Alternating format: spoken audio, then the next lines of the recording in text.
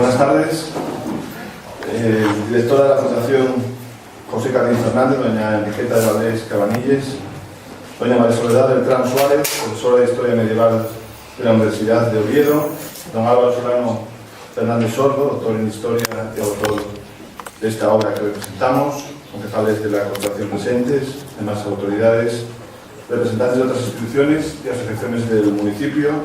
Muchas gracias por su asistencia. Les agradezco a todos su presencia en este salón de plenos del Ayuntamiento para asistir al acto de presentación de la edición de esta obra que lleva por título de Mariallo y Villaviciosa, un territorio de la Marina Centrooriental de Asturias en la Edad Media, coeditada en colaboración por el Ayuntamiento de Villaviciosa y la Fundación José Carlos Fernández.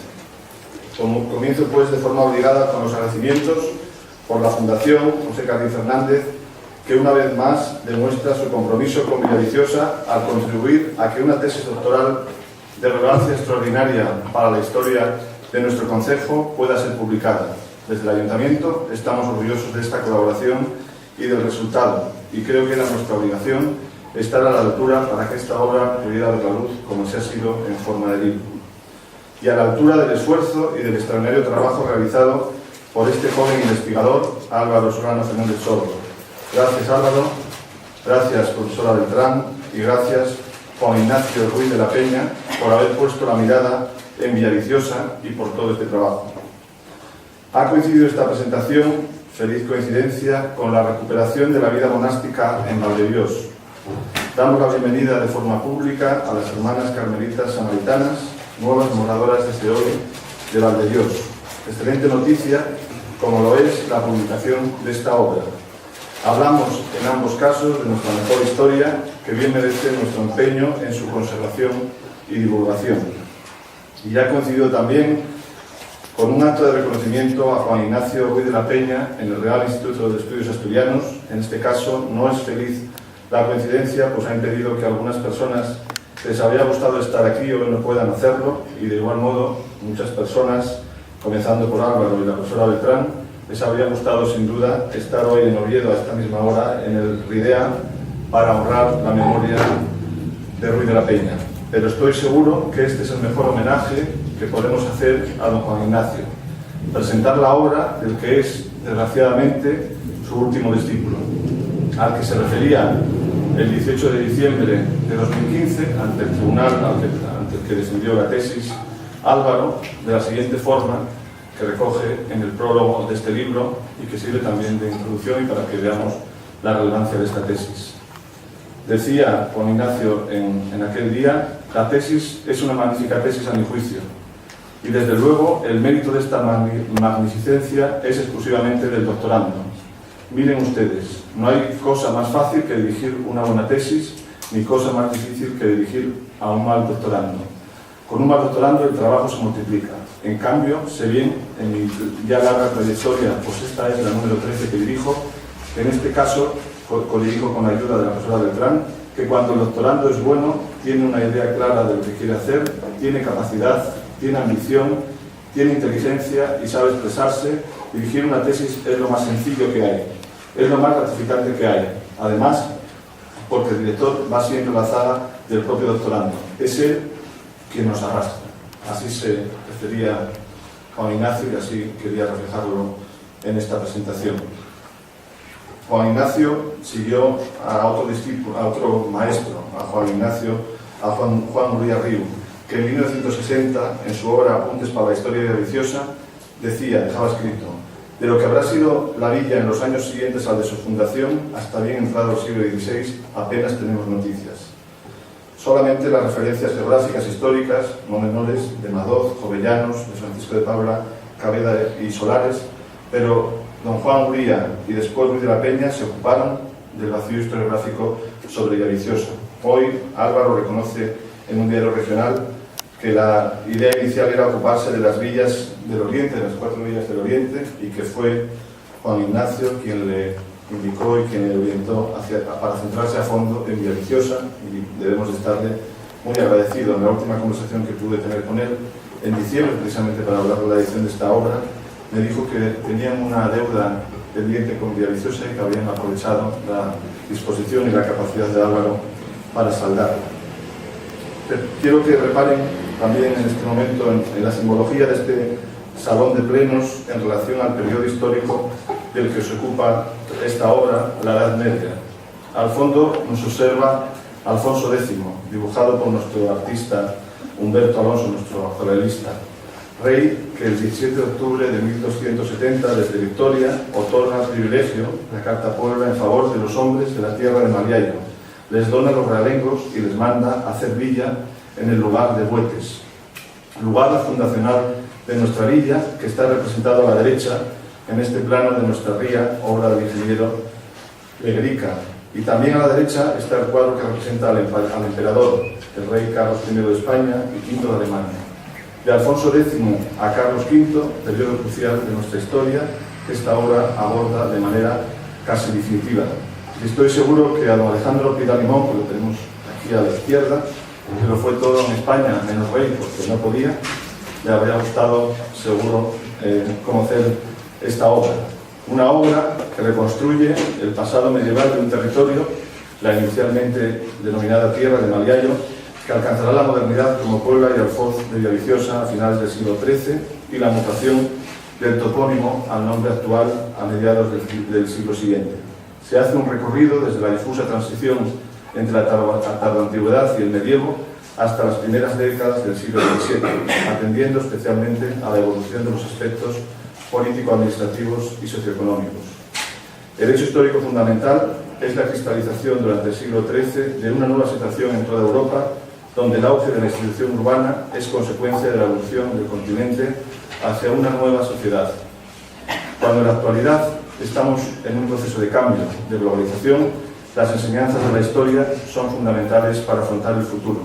De ahí la importancia de los historiadores como Juan Ignacio Ruiz de la Peña o como Álvaro Solano. Villaviciosa bien se merecía una obra así, y aquí la tenemos gracias a su esfuerzo. Muchas gracias otra vez.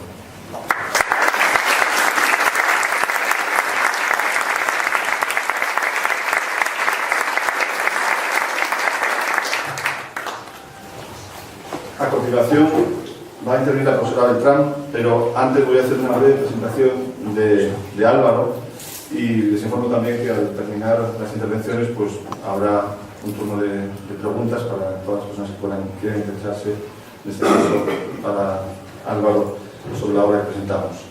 Álvaro Solano Fernández Sordo nació en Madrid en 1987, es licenciado en Historia con la especialidad en Historia Medieval por la Universidad Complutense de Madrid con el grado de máster de la Universidad de Oviedo. El año pasado alcanzó el título de doctor por la Universidad de Oviedo con la defensa de la tesis, cuya publicación hoy se presenta, centrada en la historia del territorio de Villaviciosa en la Edad Media, dirigida por los profesores Juan Ignacio Ruiz de la Peña Solar y Soledad Beltrán Suárez. La tesis fue calificada con sobresaliente cum laude por unanimidad. Se trata de un joven investigador que en los últimos 4 años ha trabajado en el área de Historia Medieval del Departamento de Historia de la Universidad de Oviedo, donde ha impartido clase, ha desarrollado su investigación doctoral y ha impartido en una veintena de congresos y encuentros científicos en España y en el extranjero, destacando sus trabajos acerca de la Villaviciosa medieval. Y quiero destacar también que en el año 2013 obtuvo el segundo premio de investigación histórica sobre Villaviciosa, concedido por la Asociación de Amigos del Paisaje de Villaviciosa Cubero. Es un resumen de su currículum, porque el currículum académico sería mucho más extenso. Y tiene ahora la palabra la profesora. Muchas gracias. Buenas tardes a todos. Yo quiero comenzar pues reiterando también o redundando en esas palabras del señor alcalde cuando agradece encarecidamente a la Fundación José Carril esa apuesta fuerte por la divulgación del conocimiento histórico serio y de calidad al haber ejercido su mecenazgo para que esta publicación sea posible, y al Ayuntamiento de Villaviciosa también en la parte que le corresponde, además de habernos acogido aquí en este espléndido marco tan cargado de referencias históricas como él mismo nos ha hecho conocer. Siento una enorme alegría de estar aquí, de poder participar de este acto, y también tengo que decir que tengo un gran pesar, un sentimiento agridulce, de orgullo, de alegría y de pesadumbre por ocupar un lugar en el que por derecho propio debería estar el auténtico inspirador y promotor de este libro. Juan Ignacio de la Peña, tantas veces citado, el maestro de Álvaro, mi maestro, y de tantos y tantos discípulos que hoy, todavía con un sentimiento de negación, seguimos rechazando su repentina y eterna desaparición cuando tenía todavía tanto que decir y tanto que enseñarnos. Al menos podemos felicitarnos por haber sido sus discípulos, ocupando un lugar entre los escogidos y de haber gozado de su entrañable amistad y de su majestad. El último legado material e inmaterial de Luz de la Peña fue la tesis que ahora se publica y que une la reflexión conceptual, los profundos conocimientos, las enseñanzas, las influencias, las sugerencias y sobre todo el amor por esta tierra mariaya del maestro, conjugadas, con el talento, la sólida cultura, la madurez investigadora y la enorme capacidad de trabajo del discípulo, de Álvaro Solano Fernández Sordo, que recoge en su obra lo mejor de las tradiciones posibles, del mejor asturianismo universal que encarnó Juan Ignacio Luz de la Peña, el último de los grandes asturianistas. No me pararé de describir pormenorizadamente los contenidos del libro que presentamos aquí, tarea que corresponde a su autor, pero sí debo reseñar algunos de los aspectos que me parecen más notables de la obra y en los que coincido básicamente con algunos de los grandes especialistas de universidades europeas que realizaron los informes pertinentes para la calificación de la tesis como tesis europea. El objetivo de la obra, ya se dijo, es la reconstrucción de la sociedad que en la época medieval humanizó el territorio de Mariallo y de la marina centro-oriental asturiana, esa tierra de Mariallo, luego convertida en tierra de Villaviciosa, en un arco cronológico muy amplio que se extiende desde el siglo VIII, cuando aparecen los primeros documentos, hasta, ya lo dijo el señor alcalde, a 1517, fecha simbólica del desembarco de Carlos V, lo que le permite analizar y comprender el territorio y su urbanización en el gran movimiento de desarrollo de la Europa medieval. Todo ello transmitido con una correctísima expresión escrita, amena y fluida, con un vocabulario correcto que huye de jergas inútiles y es capaz de captar la atención del lector, tanto del especialista como el mero interesado en la historia, en la gran historia. El estudio se ha apoyado sobre un paciente e impresionante trabajo de investigación documental en numerosos fondos muy dispersos tanto en el tiempo como en el espacio. A falta de fuentes provenientes del concejo de Villaviciosa en los siglos alto y pleno medievales, la documentación no empieza a ser abundante hasta bien entrado el siglo XVI, el autor debió explorar todos los fondos regionales y nacionales, el Archivo Histórico Nacional, el Archivo General de Simancas, la Real Chancillería de Valladolid, los archivos de las instituciones eclesiásticas, de las casas nobiliarias, de los concejos que tenían relaciones o intereses comunes con esta región estudiada, y así constituye para casi 8 siglos un vastísimo corpus de fuentes inéditas y publicadas a las que el autor somete a una crítica histórica fina y muy minuciosa. Pero además explora y se sirve con rigor no solo de las fuentes escritas, sino de otras muchas fuentes en un ejercicio de verdadera interdisciplinariedad. Se analizan o se someten las fuentes no escritas a los análisis toponímicos, las fuentes arqueológicas, epigráficas, artísticas, las fuentes fotográficas y la observación del paisaje, plasmada en una brillante cartografía de elaboración propia, entendida como resultado de investigación y como instrumento de análisis, lo que implica un enorme dominio de diversas metodologías y técnicas de investigación histórica.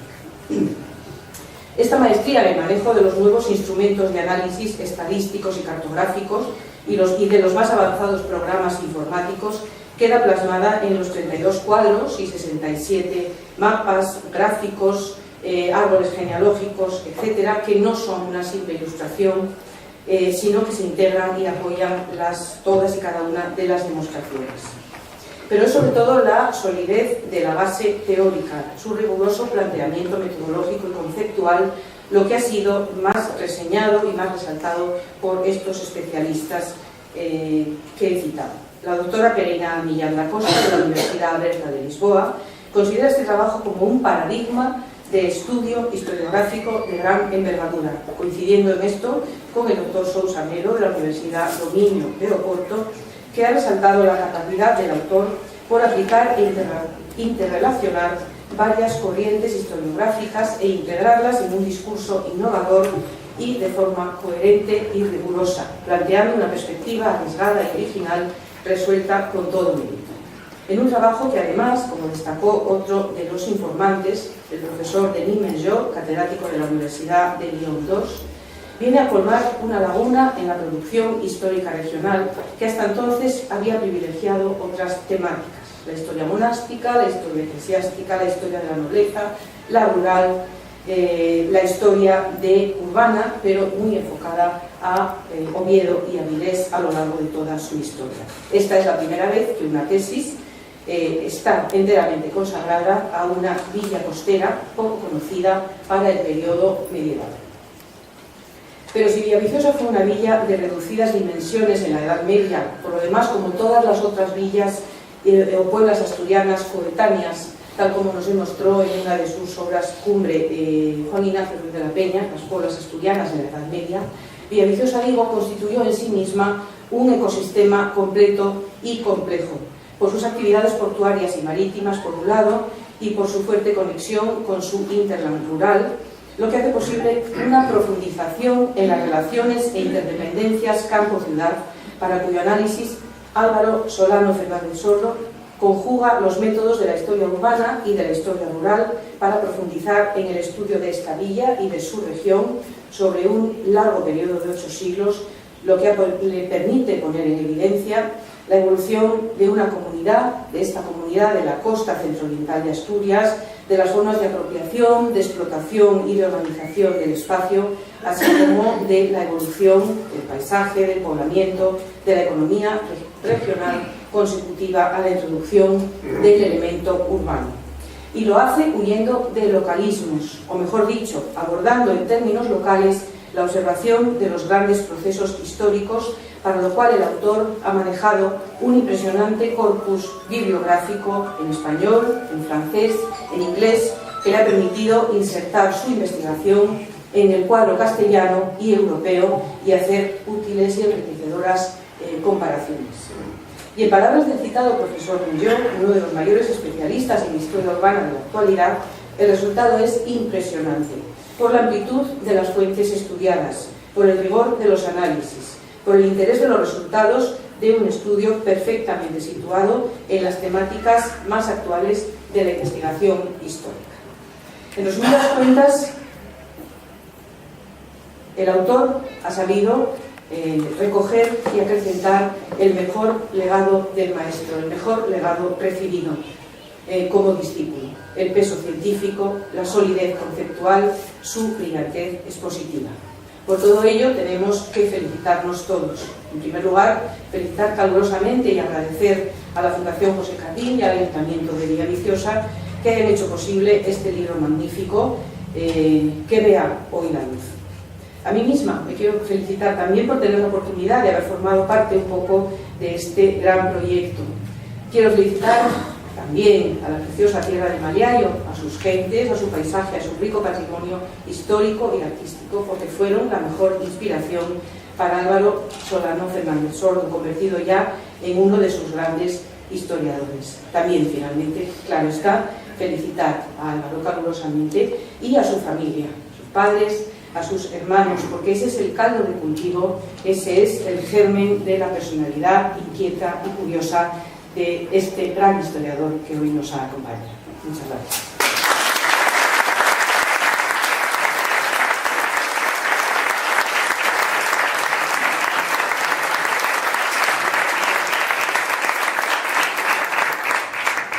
Interviene a continuación a Álvaro Solano Fernández Sordo. Ilustrísimo señor alcalde de Villaviciosa, señora directora de la Fundación José Cardín Fernández, profesora doña Soledad Beltrán Suárez, profesores, familiares, amigos aquí presentes, señoras y señores, buenas tardes.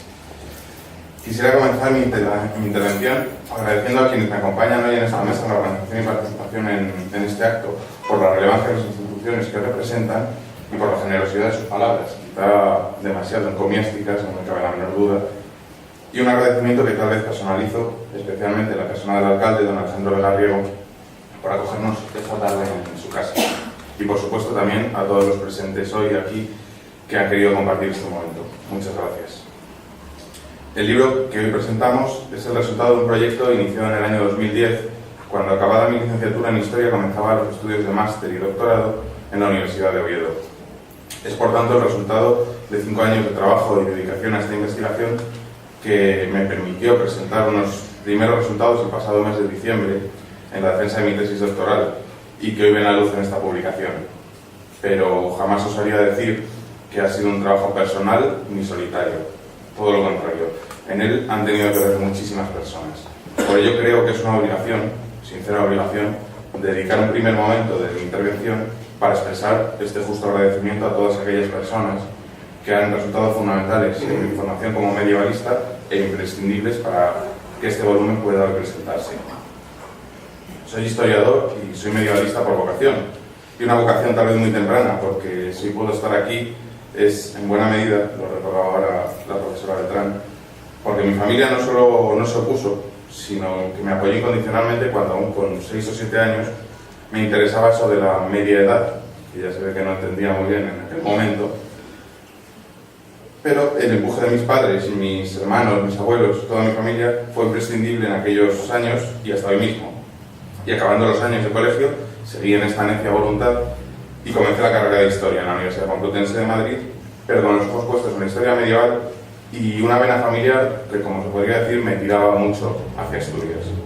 Así, esta vocación tomaba fuerza y además tomaba lugar, tomaba un sitio. La vida me brindó la oportunidad de hacer parte de mis estudios de licenciatura en la Universidad de Oviedo y al terminar esta licenciatura volver a ella para recorrer el camino de la investigación y el doctorado. Y para aprender a recorrerlo me encontré con el mejor guía que podía encontrarme, Juan Ignacio Ruiz de la Peña Solá. Van a permitirme que por favor haga una mención especial al profesor Ruiz de la Peña, porque su fallecimiento hace mes y medio tiñó de tristeza esta fase final de la edición del libro y ha hecho que su ausencia sea hoy la más notable y sentida hoy. A él es a quien debo todo lo que soy como historiador y como medievalista. Él me transmitió con inefable generosidad lo mejor de su ciencia, el sentido del rigor y la honestidad en el trabajo de historiador, así como un desmedido y contagioso amor por Asturias y por su historia. A él tengo que agradecerle que me enseñase lo que es tener un maestro, experimentar la admiración y la lealtad por él, sentirme vinculado a la gran tradición que representa y darme el mejor título posible que existe, que es el de su discípulo. Mi deuda intelectual hacia él es impagable, ciertamente, pero aún mayor lo es la personal. Su afecto, su comprensión, sus ánimos y su cariño nunca me han faltado en estos años y han sido un constante estímulo que siempre ha estado presente. No exagero si digo que de verdad este libro ha sido posible gracias a él. Doña Enriqueta de Valdés es testigo de ello. Este libro empezó a tomar forma precisamente en la tarde de su último cumpleaños, cuando nos reunimos ambos con ella para tratar sobre la posibilidad de esta publicación. Fue una más de las tardes apacibles que, estando uno con él en su conversación y en su compañía, se pasaba morando. Quien ha tenido la suerte de disfrutar de esa cálida cercanía sabe bien a lo que me refiero. Y como prueba, baste decir que esa tarde de enero, al terminar la reunión, el pequeño camino desde donde nos reunimos hasta el coche, que son los apenas 100 metros de la calle Principado de Oviedo, tardamos en recorrerlo 3/4 de hora, porque nos encontramos a media docena de amigos, entre conocidos, antiguos alumnos, compañeros de Rivera y amigos de la infancia, que retrasaron ese camino. Pero a partir de ese momento y hasta el último día, este libro fue una constante preocupación en su cabeza.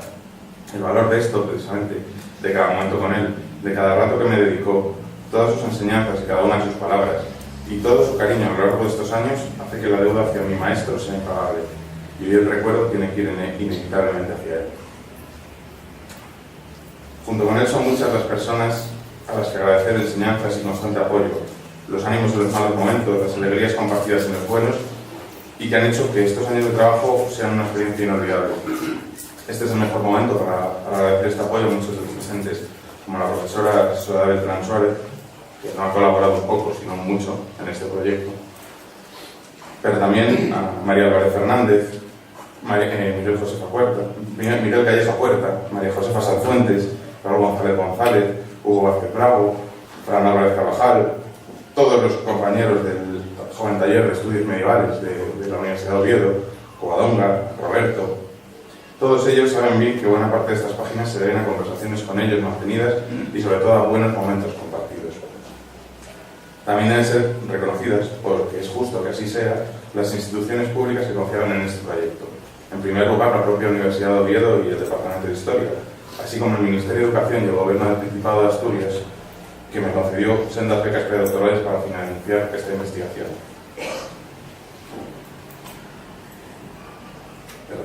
Y por supuesto quiero mostrar mi más profundo agradecimiento a la Fundación José Carlín Fernández del Ilustrísimo Ayuntamiento de Villaviciosa por asumir la publicación de este libro. Es verdaderamente algo digno de un justo y sentido agradecimiento, ya que especialmente en una época que no es precisamente de expansión económica, apostar y embarcarse en el gran desembolso que supone una edición como esta, apostando por la cultura y por la historia local, no es algo fácil de encontrar, de verdad. Una oportunidad excepcional, en la que el papel jugado también por los diseñadores del estudio Think ha sido indispensable para que este libro, no sé si en su contenido académico, pero sí en su estética, tenga una alta calidad. Por último, vuelvo a nombrarlos, pero se hace necesario. El agradecimiento a la familia nunca cesa, ni puede hacerlo, porque nunca acaba el apoyo y el cariño, muchas veces siendo ellos los primeros en sufrir sacrificios por ello. Lo que hace que la familia sea el primer y último lugar donde llorar las penas, celebrar las alegrías y siempre encontrar fuerzas para seguir adelante. Y este reconocimiento es justo para ellos. Muchísimas gracias a todos.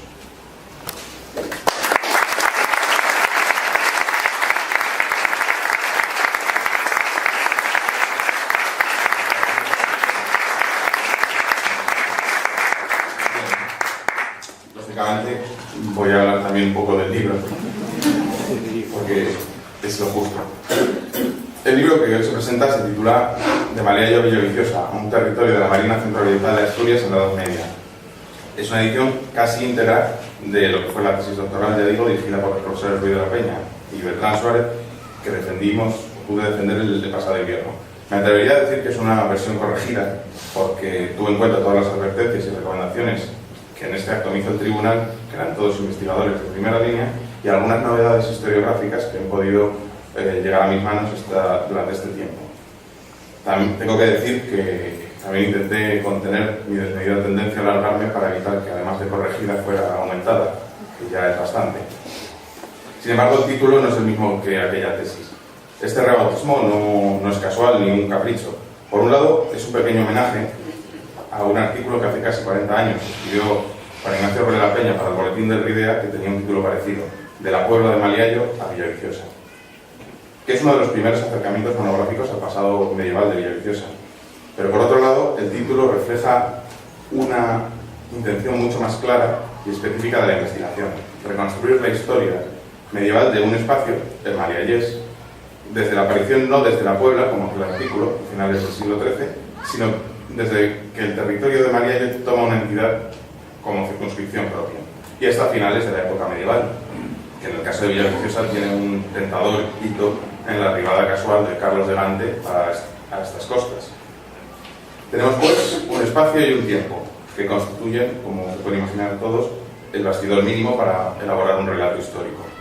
Un relato que hemos procurado hacer en dos grandes partes del libro que recorren estos siglos medievales, separados por la fecha de 1270.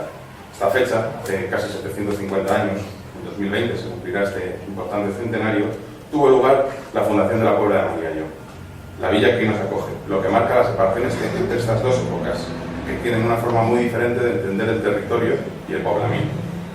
No obstante, antes de estos dos bloques, hay un primero mucho más breve, que sirve de introducción, por un lado geográfica, para intentar entender el territorio que existe, especialmente en aquella época medieval, y por otro lado histórica, para poder situar, de una manera muy resumida, la historia de la zona de Villaviciosa desde época prehistórica hasta situarnos en la casilla de salida para abordar la historia medieval. Desde ahí empieza esa primera gran parte, dedicada a la tierra de Maliallo con mayúscula, ya que es un distrito que se conoce así. Hemos analizado el proceso por el cual se va distinguiendo un territorio que recibe ese nombre y que se reconoce como tal desde una fecha muy temprana, como 1921.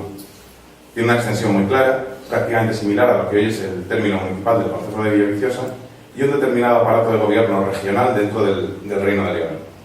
Un aparato que va desarrollándose como en el resto del reino y que vemos muy claro a partir del siglo XII. A partir de entonces, Maliallo constituye una tenencia, recibe este nombre, es una demarcación del reino, cuyo gobierno y administración se encomienda por parte del rey a un individuo de su confianza. Y en nuestra investigación, además, hemos podido comprobar que este cargo de gobernador, de tenente, será durante mucho tiempo acaparado por una misma familia, los Quesada, que estarán al frente de la tierra de Mariallo durante varias generaciones hasta el momento justo de la fundación de la villa. Y si esto sucede a un nivel comarcal, hacia instancias superiores, descendiendo a un nivel local, tenemos también unos marcos administrativos claros. Se trata, como hoy en día, de las parroquias, que además de ser distritos administrativos de la Iglesia, ofrecen un marco incomparable para servir como entidades vecinales que aglutinan población y que manejan estas solidaridades vecinales. Hemos intentado dibujar los orígenes y primer desarrollo del mapa parroquial de Villaviciosa, en muchos aspectos muy parecido al que aún existe, pero en otros aspectos con claras diferencias. Igual que la distribución del poblamiento, porque hemos querido analizar de qué manera el territorio de Mariallo, anterior a la Puebla, estaba poblado a lo largo de estos siglos medievales. ¿Qué zonas eran las más importantes y aglutinaban más población? En este sentido, parece que antes de la fundación de la Puebla, el valle que forma la ría y su prolongación hacia el interior, en el Valle Valdedios, era la zona que atraía más población, lo cual resulta comprensible teniendo en cuenta su fertilidad y las grandes posibilidades económicas que ofrecía. Aquí sobresalían especialmente dos puntos: en el entorno de Boiges, lo que hoy es Valdedios, en el fondo del Valle de la Ría, y en la zona de Selorio y Rodiles, donde se situaba el núcleo de San Salvador del Puerto. Sin embargo, de cara a una posterior urbanización, acabaría ganándoles la partida a estos dos núcleos, tanto a Selorio como a Boiges, el tramo medio de la ría, la zona de Camoca y Amandi sobre todo, que es la que resultará urbanizada al final. Hemos tratado también cómo era la sociedad que existía aquí entonces, los marialleses de época preurbana. Cuántos eran, cómo eran, qué grupos sociales podían existir, a qué actividades económicas destinaban sus esfuerzos, cómo las realizaban, la mentalidad y las creencias que podían tener. Todo ello lo dejan ver diferentes testimonios del pasado, entre los que sobresale la documentación escrita de época medieval, pero también testimonios epigráficos, arqueológicos y artísticos, como el maravilloso conjunto monumental que constituye el prerrománico y románico del concejo, algo que refleja perfectamente formas, inquietudes, riquezas de esos marialleses medievales, y que supone un conjunto extraordinario y único dentro de nuestro país, que es una obligación mantener y sobre todo conocer y transmitir. Pero con la llegada del siglo XIII ya empiezan a verse algunos cambios en el territorio que van augurando esas transformaciones que van a tener lugar a partir de entonces. Para empezar, el siglo comienza con la fundación del monasterio de San Salvador, de Santa María de Valdedios, sin ninguna duda la casa cisterciense más importante de Asturias y uno de los principales monasterios de la región. Valdedios supondrá para la zona algo fundamental, más allá del hecho histórico de albergar un importante monasterio cisterciense y su patrimonio. Valdedios será lo que proporcione la mayor parte de la documentación que permite conocer el capítulo etapa medieval de Villaviciosa. Asimismo, a partir de este momento del siglo XIII, se ve también cierto estancamiento de la actividad que había traído San Salvador del Puerto y toda la zona de Selorio, donde incluso habrá un tímido intento de crear un enclave proto-urbano privilegiado, y en su lugar se asiste a un mayor despegue de la otra vertiente de la ría, del enclave de Tazones, sobre todo bajo una dependencia directa del monasterio de San Vicente de Oviedo, que se interesará en convertirlo en un punto muy importante en la referencia del concejo hasta llegar a ser el segundo núcleo del concejo a lo largo de los siglos siguientes.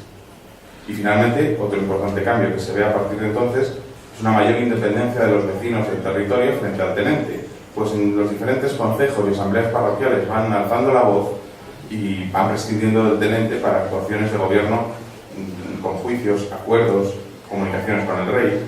Una mayor independencia que aprovechará atrayéndola en torno a sí, una familia local, los Justo, que serán los que liderarán este grupo de descontentos y enviarán un representante a la corte para solicitar al rey Alfonso X, igual que había hecho en otros territorios de Asturias y del resto de España, ordena la fundación de la Puebla y convertir el territorio de Mariallo en un territorio urbano.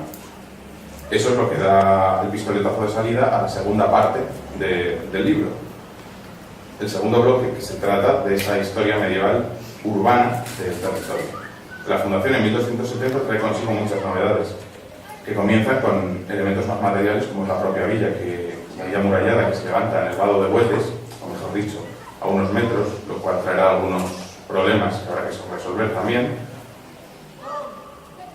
y analizamos el caserío, las calles, los edificios más representativos, quiénes eran los principales propietarios, el mercado inmobiliario, y todo ahí intentando ver cómo cambia a lo largo de los últimos siglos medievales. Pues no puede pensarse en ningún momento que la villa que se funda en 1270 sea la misma que va a ver Carlos de Gante cuando llegue aquí en 1527, en especial en una villa tan proclive a los fuegos como se va a demostrar que es esta.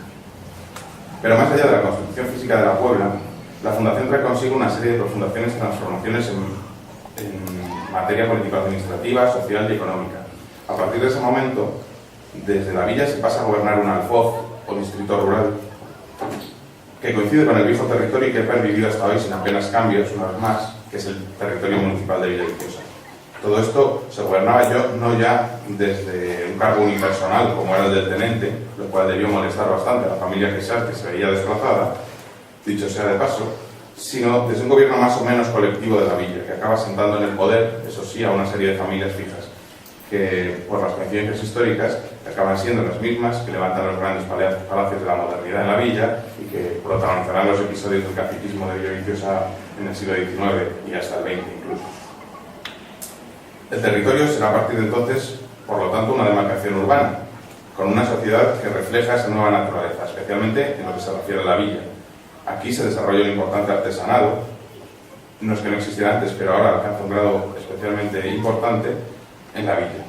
Aquí se va a diversificar el panorama económico de la agricultura, ganadería y pesca que hasta entonces había tenido el territorio. Y sobre todo, lo que más claramente deja ver esta urbanización es la conversión del territorio en un importante foco comercial a través fundamentalmente de la ría y del triple puerto que va a ser Tazones, El Puntal, Villaviciosa, en el embarcadero de Bueces.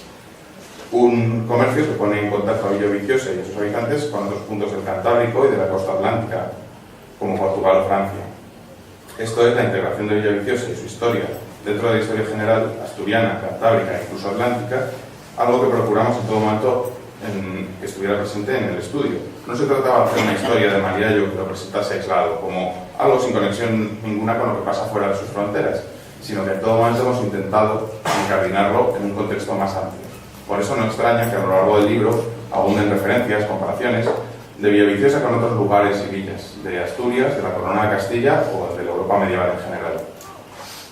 Así, Villaviciosa, refiriéndome ya tanto al concejo como a la villa, la Villaviciosa que vio Carlos de Gante cuando llegó en 1517, por azar, no es la misma Puebla y alfoz que funda en 1270 Alfonso X, y mucho menos la que gobernaban unos años antes los Quesart en nombre del rey. Una transformación que tal vez lo que mayor y más claramente identifica sea el cambio de topónimo, ese de Mariallo a Villaviciosa que refleja el título.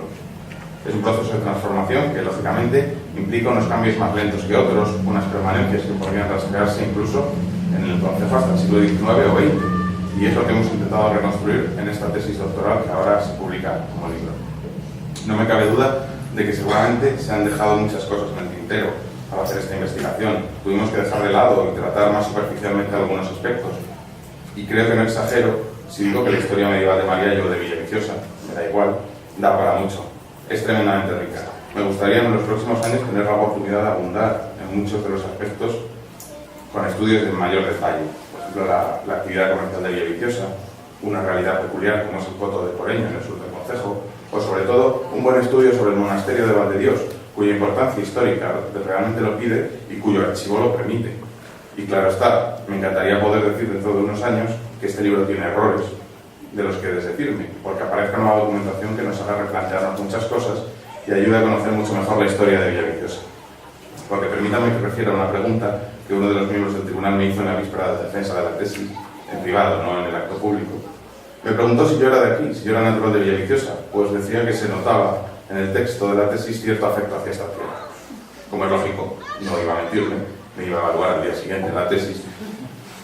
Tuve que decirle la verdad, le dije que no. Mis raíces asturianas existen, pero se concentran más bien en Oviedo o en la zona de Llanes, pero no aquí.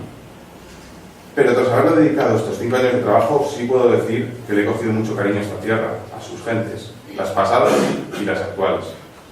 Por eso, en el fondo, también en este libro hay algo de apego a este gran concejo, que espero que se haga visible en estas páginas. Si con ellas he contribuido en algo a que conozca mejor su historia y su presente, me sentiré muy afortunado y satisfecho con mi trabajo. Muchas gracias.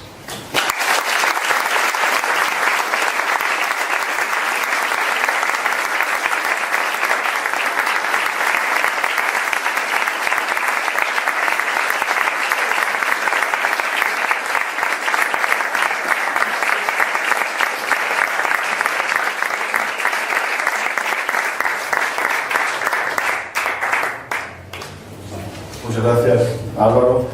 Iniciamos entonces el turno de preguntas. Sí. Buenas tardes. Bueno, primeramente quiero felicitarte, Álvaro, por el trabajo tan exhaustivo. La verdad que me parece maravilloso y hay que leer y volver a releer. Quisiera hacerte 3 curiosidades. Primeramente es lo de Pico Castillo. Cuando dices que hay una fortaleza, creo que esto se emplea en muchos sitios de Asturias, porque, por ejemplo, en la zona de Ciaño de Valdez también existe el Pico Castillo, el Morillón. Entonces yo creo que debía ser un nombre muy usual en la época, ¿no? Eso es lo que parece. Otra cosa que me sorprendió es que en algunas cartas figura Villaviciosa como puerto, junto con Tazones, con Avilés. Yo ahí lo que me gustaría saber es si se refería al Puntal o al Escabarres. Porque entonces supongo que vendrían Pinazas y como la ría creo que tendría mucho más caladero y que sería mucho más amplia, podrían seguro que entrar barcos de mayor carácter. Y la tercera me refiero a la situación de Villaviciosa. Pero dice en el libro que posiblemente haya sido por la afluencia de los regatos. Que quizás haya el departidor le haya influenciado la presencia de agua y que Tazones estaba también cerca para no hacerla, por ejemplo, en la zona de Selorio, que también al lado tienes el mar y tienes la ría. Pero posiblemente, te pregunto si es por el agua, con la importancia que tendría para que las vías se asentasen a donde están. Bueno, la verdad es que son muchas preguntas bastante muy interesantes. A ver, por un lado, Pico Castillo es un nombre meramente descriptivo. Pico y Castillo, Castro, Castillo, etc.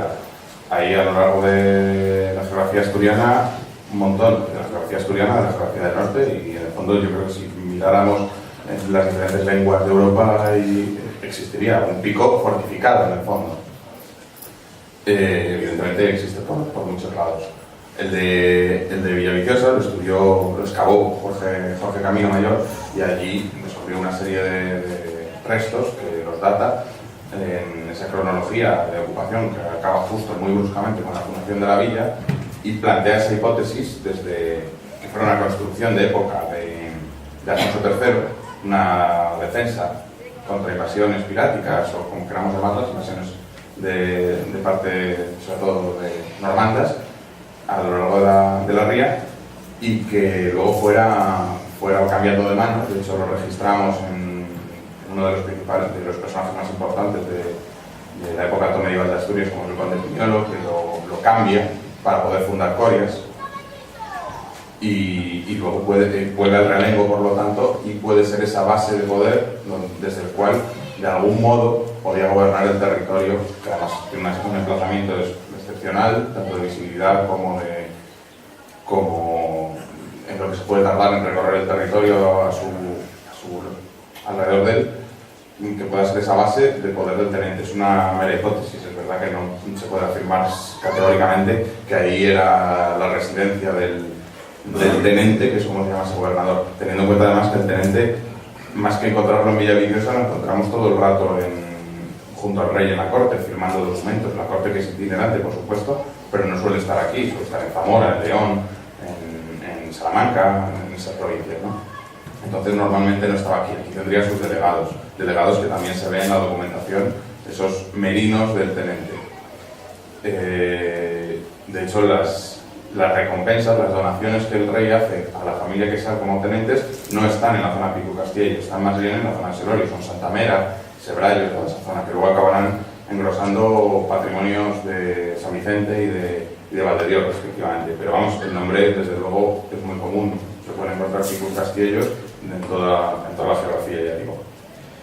Respecto a la designación de Villaviciosa como puerto, es un aspecto importante porque Villaviciosa es puerto en el sentido de que es un sistema portuario, es decir, la ría es el puerto, es toda la ría. Es un sistema a 3 tiempos: Tazones, el Puntal y Güetes, el puente Güetes, las Tabarres, como queramos llamarlo, antes de la construcción del Salín. ¿Por qué? Porque además así lo refleja la documentación. La documentación refleja que la gente, los mercaderes, con embarcaciones de gran calado además, porque levantamos carabelas, levantamos naos que entran en la ría y fondean en la zona del Puntal, y lo dicen así en la documentación. Y desde el Puntal lo traen a la villa, normalmente con minazas, con gabarras o algo similar, o alguna vez andando. De hecho hay un episodio curioso en un momento dado, como uno de los... es un mercader, si no me equivoco, gallego, que ha ido a pescar a Irlanda y trae aquí pescado, y en la década de 1510, y que se niega a pagar el impuesto, entonces no le dejan descargar el pescado. Y ya le dicen, las autoridades le advierten que tire todo el pescado porque ya lleva 5 días ahí pudriéndose dentro del barco y que el Puntal que ya huele.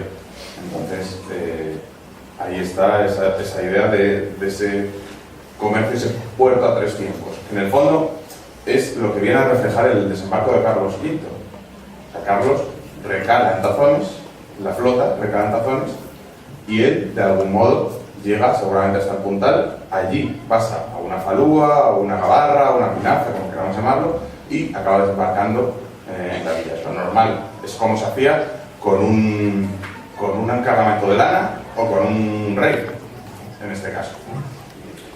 Y luego, respecto a la situación de la villa, no se levanta la villa en Selorio, lo que es verdad, pero hay un intento, ya lo he dicho, hay un intento de Alfonso IX, el mismo que al fondo del valle construye o erige Valdedios en monasterio cisterciense, en el otro extremo de la ría, en Selorio, donde estaba un emplazamiento que se llamaba San Salvador de Puerto, en torno a Rodiles, el Monte Rodiles, la Ensenada de la Conejera, más o menos por ahí. Esa zona la intenta promover poco antes, ya digo, Alfonso IX, son los principios del siglo XIII, la intenta promover eximiéndoles impuestos y facilitándoles la población, que era algo normal como primer paso para a lo mejor fundar una villa, pero eso fracasa. Es un documento que además se ha perdido, solo se conoce por una referencia posterior en los inventarios de la Catedral de Oviedo que estudió el profesor Miguel Calleja, y a través de ello pues, se puede plantear esa hipótesis. Y la villa no se construye allí, por lo que sea, tal vez porque esa zona estaba demasiado vinculada a la familia Quesal, que ya he dicho que ahí había recibido todas sus recompensas regias, y los que promueven esta villa en el fondo son los Busto, son los que quieren ir a pedir al rey. Un propio integrante de la familia Busto, como es Alfonso González del Busto, es el que va a pedir al rey la villa. Y el rey, realmente, Alfonso X nunca estuvo aquí, nunca vio esta zona, y lo que le dijera el personero que fuera a verle, se lo creía, en el sentido de, es mejor construirla aquí que aquí. Entonces, le recomendó el vado de Güetes, por lo que sea, que realmente es la zona central del concejo, la zona central del territorio, el final de la ría, etc. Todo ello facilita esa construcción de la villa allí, aunque no se acaba haciendo en el vado de Güetes, esto ya lo dijo en su momento José Pedralles, no se acabará haciendo en el vado de Güetes como tal, sino a 500 metros, posiblemente por lo insalubre que resultaba estar encima de la ría, en la junquera que podría ser Güetes. De hecho, la zona más occidental de la villa, la zona del Espadañal, todavía se puede ver desde ya que pase por ahí la humedad que tiene. Entonces, eso en aquella época todavía más. Se traslada un poco, unos metros, y eso además trae problemas, porque si el embarcadero era del rey y el rey podía erigir una villa donde él quisiera dentro de su territorio, resulta que esos nuevos prados, porque eran prados, en el sentido de que no había un establecimiento allí, esos nuevos prados no son del rey, son del monasterio de San Pelayo de Oviedo y del monasterio de Valdedios, y es cuando hay que llegar a un acuerdo con ellos, por lo cual se lleva una serie de un porcentaje de los impuestos de la villa que le corresponden al rey, porque le han expropiado forzosamente esos territorios. Entonces es esa ubicación la que hay que arreglar. Entonces, sí, espero haber respondido las preguntas.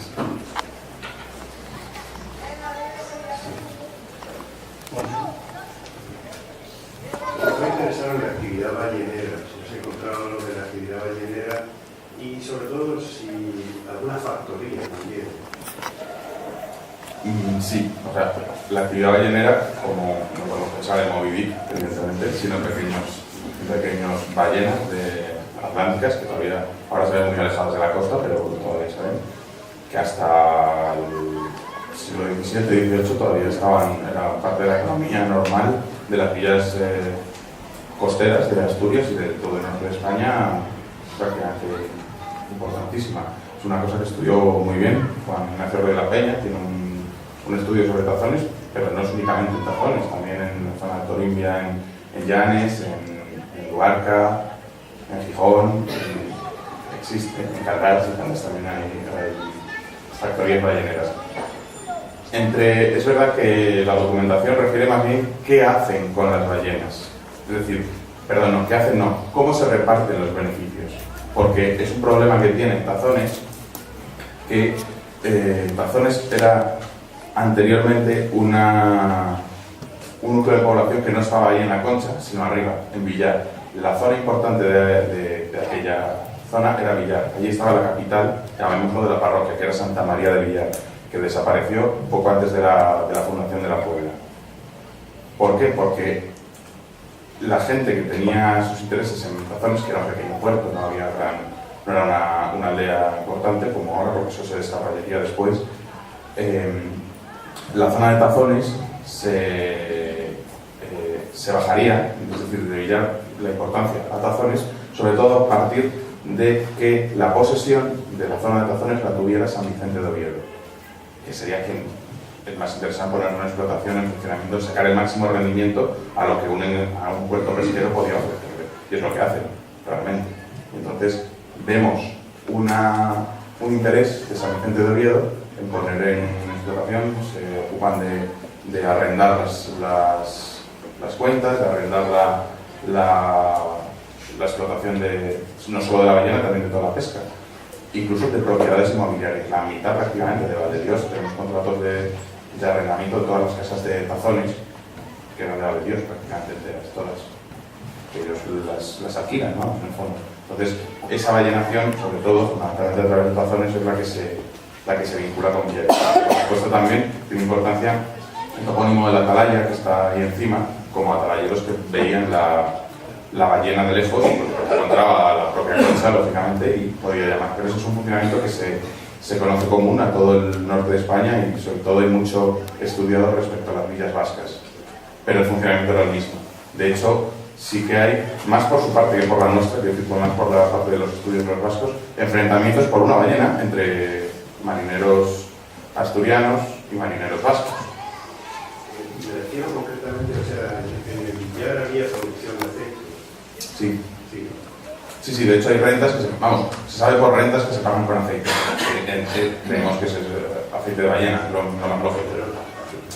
Es verdad que hay aceite de oliva en la Asturias medieval y en Villaviciosa. De hecho, la zona del otro lado de la ría de Olivar, tenemos ahí también, aparte del propio topónimo, rentas con aceite, que ahí sí que podemos pensar también que sea de oliva. Pero bueno. Me refiero a la iluminación.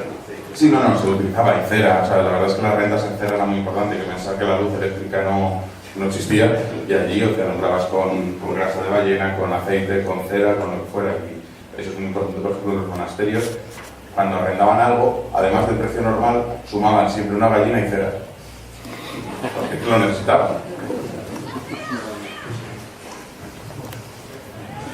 El territorio balneario anterior al reino asturianés, ¿cómo era? Había un vacío que no, porque ya estaba entrado, el Bacus, los monasterios, A ver, es muy complicado porque realmente no se puede llegar más atrás. Es decir, la primera mención a Maliayo que podemos creer de verdad, porque el problema, hay algunas anteriores, pero bueno, están en referencias del Liber Testamentorum, el libro de los testamentos de la Catedral de Oviedo, que bueno, como bien saben los areógrafos y diplomatistas presentes en la sala y que espero que esté utilizando bien sus enseñanzas, la verdad es que están bastante manipulados, bastante interpolados, que se llama, que en el fondo lo que quiere decir es que te puedes sacar un poco de ellos. Y el primero que tiene de verdad visos de verosimilitud, la referencia es la del año 921, que es la primera mención a un territorio de Maliayo. A partir de entonces ya está, que es la famosa mención al comiso de Maliayo. Antes no sabemos lo que había. No sabemos lo que había administrativamente hablando. Evidentemente un territorio había, pero igual, como podía pasar en el caso de Ribadesella. En el caso de Ribadesella hoy lo vemos como un ente unido, pero antes eran dos territorios, Leces y Meluega. Hasta que no se funda la villa de Ribadesella, el pueblo de Ribadesella, no se unifican. Quizá antes fueran dos vertientes, Selorio y Los Mariños, por ejemplo, y su prolongación al interior. Es verdad que geográficamente invita a la unidad de lo que es por lo menos el Valle de la Riga. El Valle de Peón es otra cosa. Podrían estar separados, pero administrativamente antes no tenemos ningún documento que pueda haber antes de 921 que había, administrativamente hablando, ya digo. Y la referencia de Estrabón al sumario no podía estar en la Ría de Viciosa. Estrabón escribía sin haber pisado España, a empezar, de lo que le contaban, y entonces es muy complicado asegurar que se refería a esto, la famosa Noega Ucesia, etc. Es verdad que hay quien lo sitúa, pero la situación de las Noegas Ucesias bailan desde Gijón hasta Bermeo prácticamente. O sea, dependiendo de cómo lo entendamos, podría ser, pero es que nada permite asegurar nada en ese sentido. Pero era esto.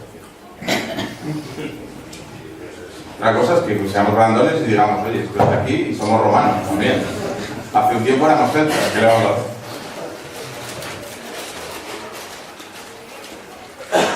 Sí. Bueno, yo creo que voy a hacer como la profesora Beltrán y felicitarme también por tener esta obra.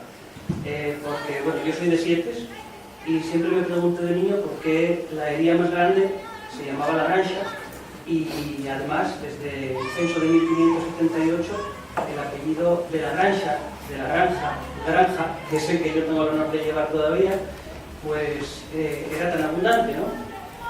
También me preguntaba por qué había una fuente, la más conocida del pueblo, que se llamaba la Fuente de Urraca. Creo que aquí puede haber alguna pista, ¿no? Mi pregunta es si la Granja de Quintiernes y la Yuguería de los Infanzones era la misma cosa. No. En origen no. Perdón, en origen sí y luego se divide. Porque la teoría de los infanzones tiene unos pleitos que luego se revelan, es todo parte de los problemas que tienen los hijos cuando se vuelven prácticamente la familia más importante durante finales del siglo XIII.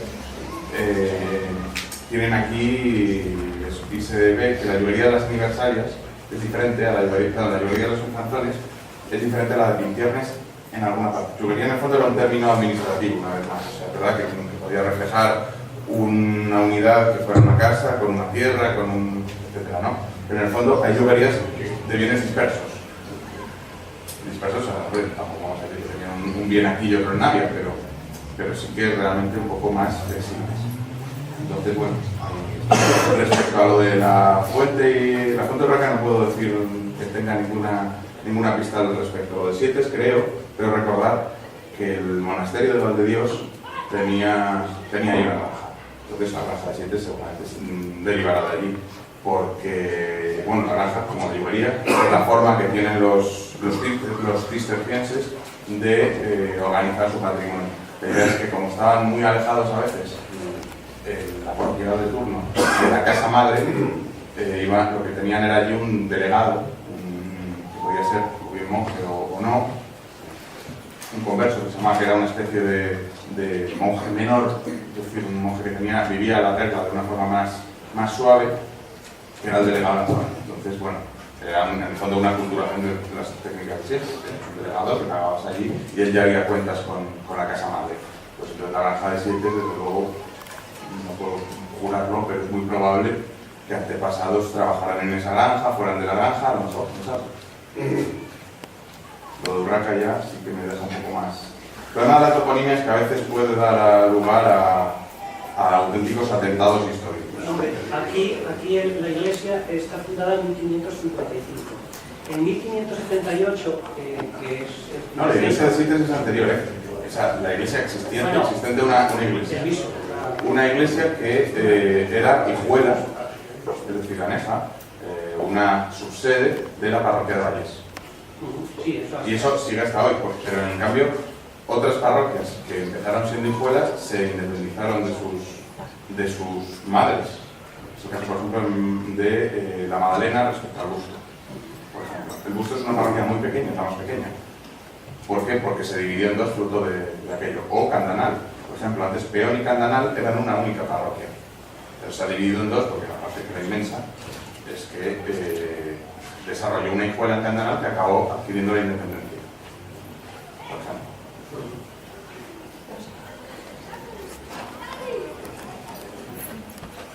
Muy rápido. ¿Por qué se tardó casi 70 años en coger el nombre de Villaviciosa?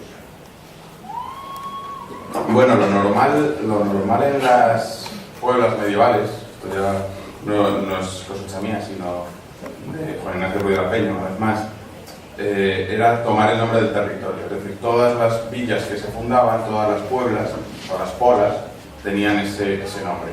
Pola, puebla, de el territorio que fuera. Todavía conservamos algunas, tanto en Asturias como fuera. Pola de Sariego, pola de Siero, pola de Laviana, pola de Bordón, pola de Allande, todas las que queramos. Eso era lo normal. Hay algunos casos que cambian raro de nombre, por ejemplo Llanes. Llanes tendría que haber sido a lo mejor la Puebla de Aguilar, pero se llama Puebla de Llanes desde el principio. Valdés, por ejemplo, la Puebla de Valdés, Luarca, toma el nombre del lugar donde se asentó en concreto la puebla, es decir, es como si aquí se hubiera llamado Hueques. O sea, es el lugar en concreto. La tardanza, más que la tardanza hay que pensar en por qué se cambió. Es decir, lo normal es que se hubiera seguido llamando Puebla de Mariallo hasta hoy. Así fue en Siero, ya digo. O sea, los de Siero siguen viviendo en la Puebla de Siero. ¿Por qué cambió? A lo mejor es posible que fuera con esa idea de evocar una tierra fértil, una tierra rica, que es lo que significa Villaviciosa, que se quisiera potenciar la población de la villa, porque a lo mejor fuera un poco lenta, porque no les gustara el nombre, porque a veces la toponimia, ya digo, que crea esos malos amigos, esos atentados históricos, y puede que ya había perdido el significado original que tuviese Mariallo. En realidad Mariallo es una especie de metonimia en el topónimo, porque Mariallo en realidad lo que era en origen era la zona de Amandi, y de Amandi pasa a designar todo el territorio. Mariallo hasta el siglo XII, Amandi hasta el siglo XII se llama Mariallo, y tenemos la iglesia de San Juan de Mariallo, etc. Entonces, tal vez había perdido ya ese significado y la idea de llamarse mal algo no era tan atractiva. Hay que pensar que Mariallo era cuando se hablaba una especie de latín, aquí más o menos adulterado, y ya en el siglo XIV estamos hablando de un romance perfectamente establecido. Entonces la idea de un mal algo es poco agradable. De hecho hay ejemplos de ello. Lo que hoy es Bonoburgo de Caldelas, en origen se llamaba Malburgo. Entonces no es muy atractivo ir a vivir a Malburgo.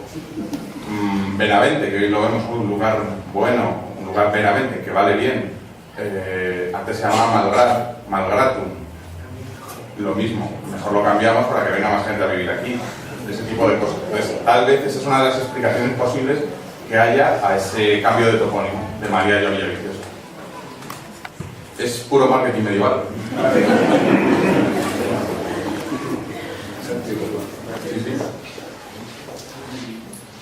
Sí, para completar un poco lo que estáis hablando, creo que hay un estudio de Luis de la Peña donde habla del cambio de Mariallo a Villaviciosa.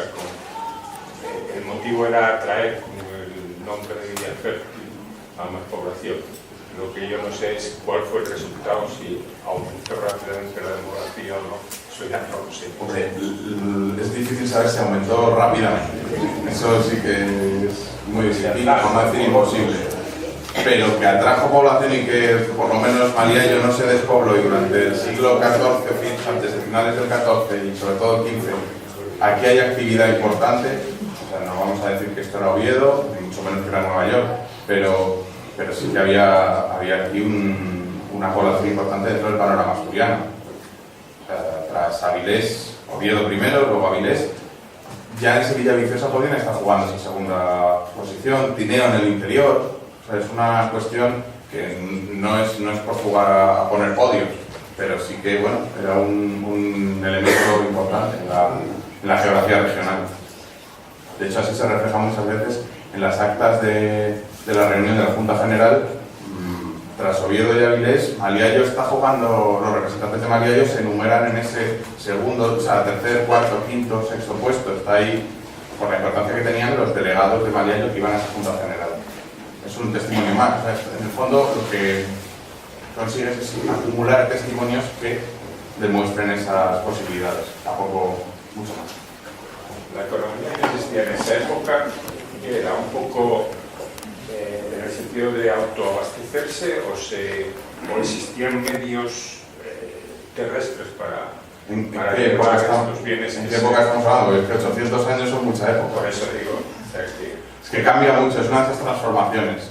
Lo que, o sea, nunca se puede decir que solo la gente se dedicaba a arar la tierra, ¿no? Pero sí que durante la primera época, antes de la villa, se ve más dedicación agropecuaria, sobre todo, y pescada. O sea, la pesca y la explotación de la tierra directa. Evidentemente tenía que haber un pequeño artesanado, tenía que haber intercambios comerciales entre la gente, pero de corto radio. Cuando toma una entidad de verdad como para crear un impacto suficiente en la balanza económica de la región, es a partir de la Puebla y sobre todo, bueno, vamos a ser más sinceros, un poco más adelante, con el desarrollo de la Puebla a partir de finales del siglo XIV y sobre todo del siglo XV. A partir de entonces sí que se ve que tiene una actividad comercial muy importante, muy importante comparada con el resto de Asturias, comparada con el resto de la cornisa cantábrica, es una villa segundona. Y ya de por sí la cornisa cantábrica es un enclave hasta cierto punto segundón en el gran comercio atlántico. Aquí, para que se haga una idea, se tenía una balanza comercial, llamémoslo de país subdesarrollado, es decir, se vendían materias primas y se compraban manufacturas, era lo normal. Lo que más se vendía para barcos portugueses, franceses, vascos, etcétera, se exportaba madera, sobre todo carne y textiles, pero textiles, o sea, la lana y frutos secos. La verdad es que la cantidad de frutos secos, manzana y sobre todo frutos secos que se exportaba es muy grande.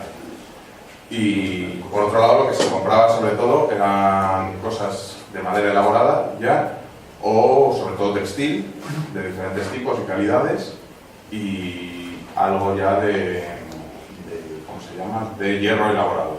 También se exportaba parte de hierro, que es un capítulo menor, sobre todo porque en el contexto de la época las ferrerías vascas se llevan el título de potencia ferrera, pero bueno, existe también una actividad ferrera. Como puntos de luz, evidentemente tenemos cosas únicas, como es el caso del azabache. El azabache es una joya, literalmente, que se encuentra en las exportaciones, pero claro, también al ser una joya es escasa y entonces se ve poco.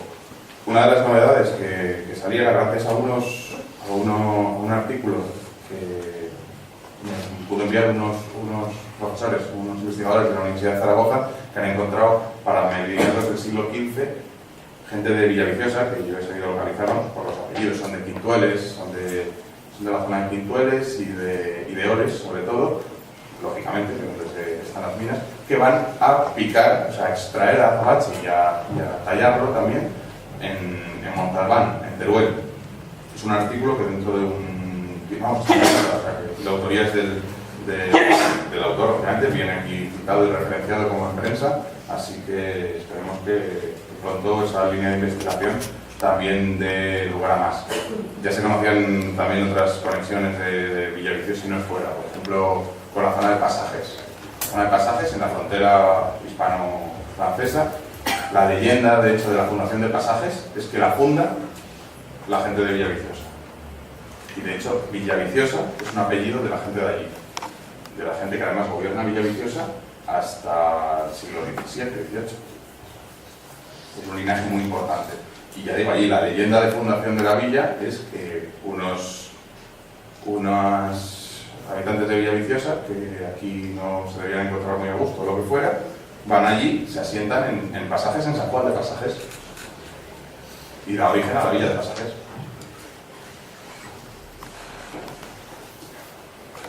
¿Tiene que ver con Marquina, con Villaviciosa y Marquina? No, eso es otro tema, eso es un tema toponímico, meramente.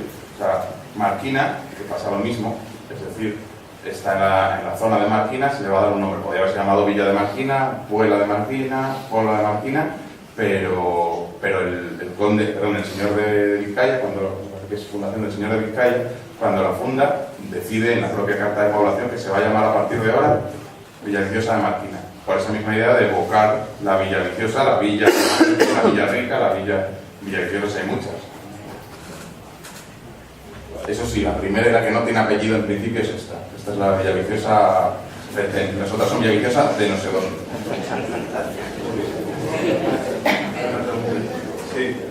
Yo quería preguntar si las fuentes se dejan de ver si hay un importante movimiento de población durante la fundación o posteriormente hacia la villa y de qué radio sería ese movimiento. Pues es una pregunta muy buena porque además hay un epígrafe directamente que trata ese tema, tanto en la tesis como en el libro ahora, que es la procedencia de población, que para lo que hicimos fundamentalmente fue extraer a lo largo de desde 1270 hasta 1500, los pobladores, o sea, la gente que conocíamos como avecindados en la villa, aquellos que tenían un apellido que podía dar origen de algún modo, ¿no? O sea, que fuera cierta procedencia en el apellido. Con esa estadística sí que encontramos lógicamente un movimiento de población, primero, sobre todo dentro del propio Alfoz, hay la mayoría de la población viene de dentro del propio Alfoz, estamos hablando a lo mejor de un 75% de sus pobladores, luego en un radio mayor, aunque menor medida, del resto, de los concejos colindantes, especialmente Cabranes y Colunga, sobre todo, pero bueno, encontramos también aquí gijoneses o gente de Nava también. Y luego, pues en un radio mucho mayor del resto de Asturias, y incluso alguno avecindado que fuera de otras procedencias dentro de Castilla. Encontramos algunos vascos, sobre todo al final de la Edad Media, en torno a 1490, 1520, ahí sí que hay documentación de más cantidad de vascos, incluso avecindados aquí. O por lo menos, como dice la documentación, estantes en Villaviciosa. Entonces, bueno, hay algunos que incluso se rastrea luego en los padrones que publicaron Tomasín, está publicado en internet, un trabajo, la verdad es que muy bueno y que yo he utilizado mucho y me ha facilitado enormemente la vida, hay que decirlo. Se rastrean incluso hijos de estos primeros vascos que yo veo como hijos o lo que creo que son descendientes de esta gente.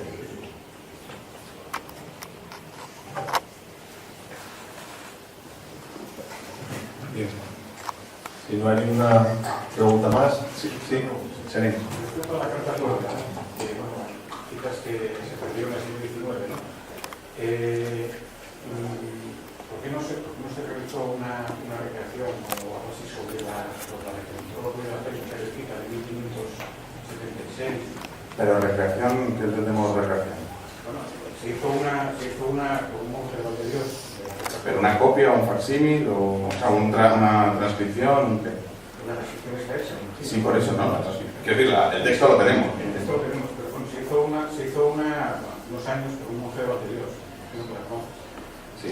Pero de la de 1576 está en el Testamento, o algo así, ¿no? Sí, la de 1576 está copiada en un protocolo notarial, no sé si es un protocolo, pero es un texto notarial seguro, que está en la documentación en papel de San Vicente, que está guardada custodiada en el monasterio de San Vicente.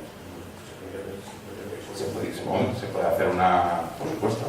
no tiene una letra muy bonita, o sea, es una documentación en papel, una letra bastante fea, o sea, no, tampoco es algo como para vender así muy bien. Si no me equivoco, hay una reproducción en la biblioteca digital Mayaya de la Fundación Cadena. Con el tema de los portulanos, me parece que no te fijaste demasiado en el tema de la cartografía de portulanos, ¿no? Un poco sí, lo que pasa es que a veces es un poco difícil. O sea, para el detalle. Coordinar todos los temas de navegantes. Sí, lo que pasa es que eso en el fondo lo que muchos portulanos lo que reflejan es que hay un puerto. Es que es lo que le es útil al que va a utilizar el portulano. No se recrea en lo que hay más allá del puerto. Aquí reflejan la ría, Tazones y Villaviciosa, a veces no mezclan, a veces no, a veces hay incluso un río, ojo, que es el río Asta, que existe, pero es la prolongación de la ría que va hasta Oviedo. O sea, y es navegable según algunos portulanos. O sea, bueno. Entonces los portulanos el problema que tienen es que para estar en la mar es muy bien, está muy bien, pero yo acababa en la mar, o sea, la mar para allá es lo que me costaban los documentos. Antes ese es el problema que tienen. Sí que puedes medir pues, algunos detalles. Hay una carta del siglo XVIII francesa que habla de Villaviciosa como rica en castañas y nueces, me parece. Eso lo ves en la documentación y luego ves sí, donde hay mucho fruto seco. Pero, bueno, son datos que confirman, pero no son un dato en sí mismo. Que puedan, ya digo, porque es que muchas veces de tierra, de la línea de mar hacia adentro, son un poco ficticios. O sobre todo porque es que no les interesaba el que va a usar el portulano, que es el que está en el barco. Y ese barco no pasaba, bueno, como mucho, del puntal.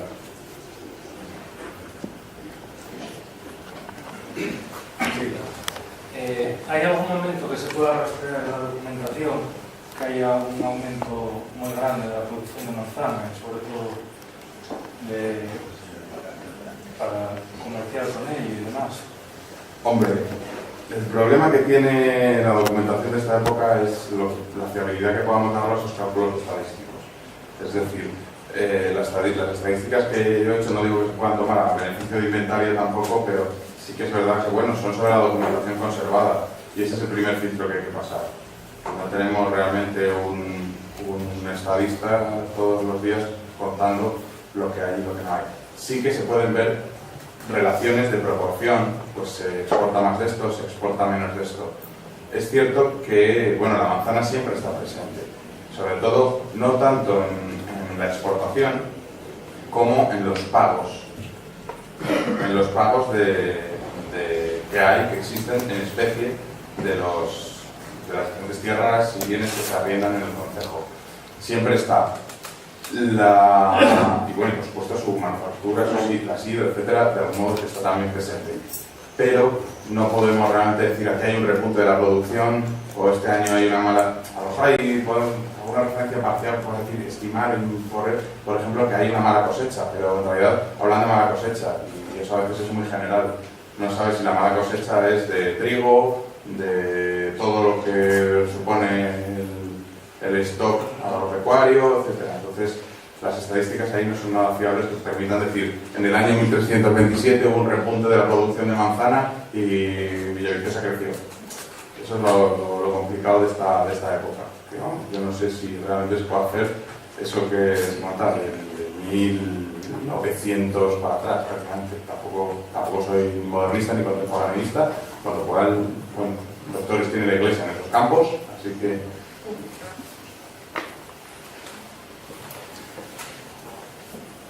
bueno, aunque podríamos estar aquí mucho más tiempo porque ha resultado del máximo interés, creo que sin duda tendremos más ocasiones porque Álvaro ya ha iniciado que va a seguir trabajando sobre Villaviciosa, lo cual se lo agradeceremos y casi le animamos y tendremos más ocasiones de disfrutar de sus ponencias, como ya lo he hecho en otras ocasiones, como ocasión de Tazones de Historia, acompañando a Gil Tomás, por ejemplo, o recientemente en Poreño, y siempre que lo hemos requerido aquí ha estado, demostrando, como lo ha hecho hoy también, que quiere a Villaviciosa. Yo creo que tenía razón creo que la profesora, ¿no? Sí. No, era el profesor que era vasco y quería también a la tierra. Que formaba parte de la tesis y que te dijo que parecía este día. Y por eso quería terminar el acto simbolizando un poco el agradecimiento que tenemos, pues haciéndote imposición del escudo de Villaviciosa, para que veo que llevas el escudo de la Universidad de Oviedo, para que lo acompañes en ocasiones como puede ser la de hoy, y que exprese un poco el agradecimiento que creo que todos debemos de tener por tu buen trabajo durante estos 5 años. Gracias de nuevo, y recuerdo para el profesor Ruiz de la Peña, para la profesora Beltrán por la coordinación de esta tesis y por ese trabajo que se ha reflejado aquí y por lo que queda por ver. Así que lo simbolizo en este